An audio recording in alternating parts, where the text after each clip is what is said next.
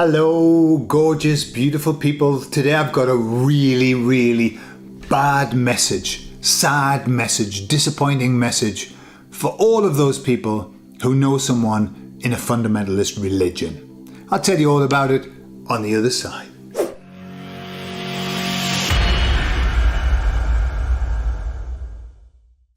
So before I tell you about that, let me tell you about something strange that has happened to me, a change.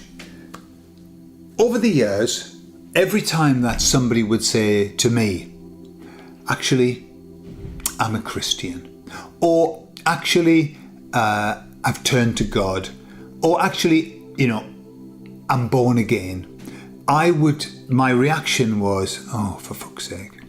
That was my reaction. I didn't say anything. I didn't say, oh, for fuck's sake, but I definitely thought it and I definitely felt it. What has changed?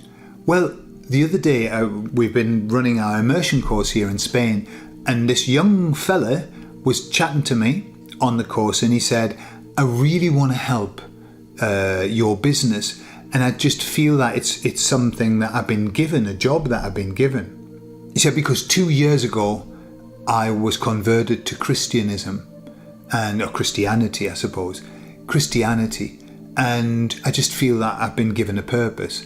And you know what my reaction was? It was like, oh, thank God. Thank God, somebody else joining our team. That's a big change. That's a big change for me. Does it mean that I'm into religion? No, not at all. Does it mean that I want to know what he believes so that I can believe it too? No.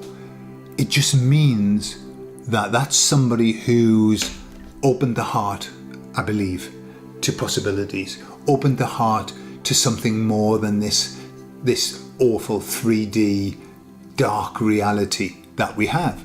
So it got me to thinking about all of this, this situation of people who were turning to religion. There's loads, JCK just recently became, I think she describes herself as a born-again Christian. I might be wrong, but like she's given up all of the other stuff and she just talks about God and all of that. Beautiful, lovely, that's her thing. Excellent.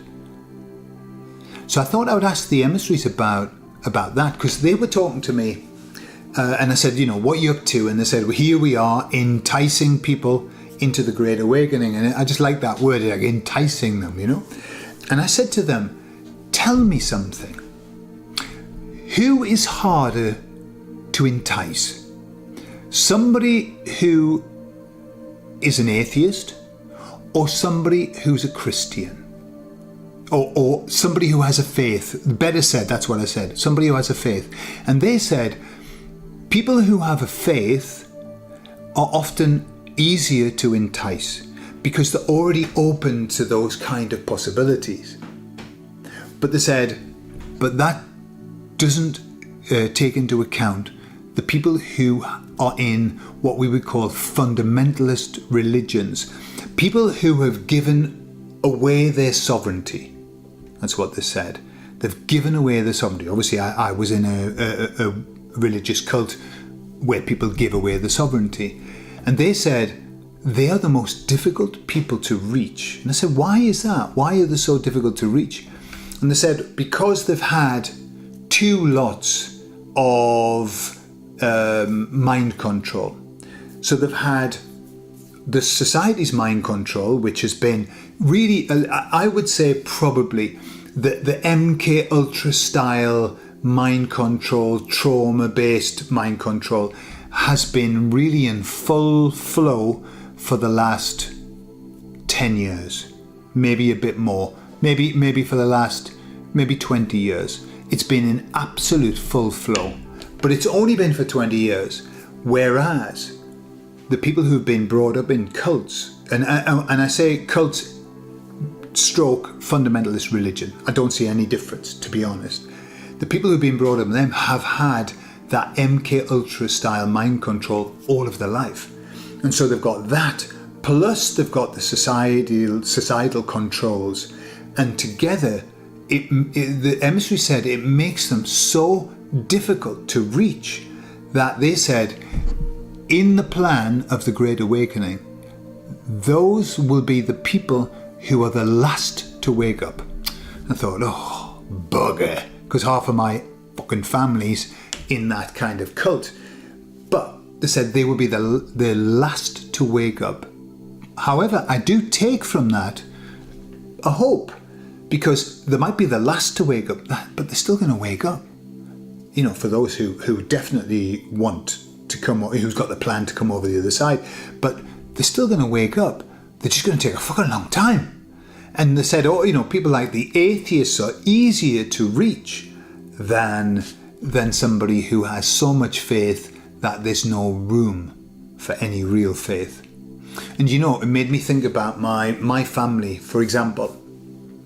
My Jehovah's Witness family, they believe wholeheartedly in their religion, and their religion is number one. But during the plan-demic, they bought in to everything about that. They pumped themselves full of shit. They truly, and still, I'll give you an example.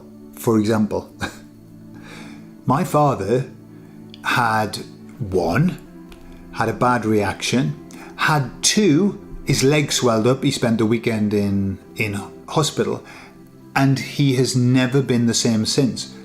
Has constant pain in his legs. They're taking veins out of his legs now because they think that'll stop because his veins are clogged up. Where have we seen that before? And I went to see him it was like a few weeks ago when I was in the UK, and I was talking, and I was kind of trying to just, you know, tell him, don't have any fucking more. That's what I was trying to tell him, but I didn't want to say, don't have any fucking more. Firstly, because he doesn't like swearing, and also I didn't know what it was like.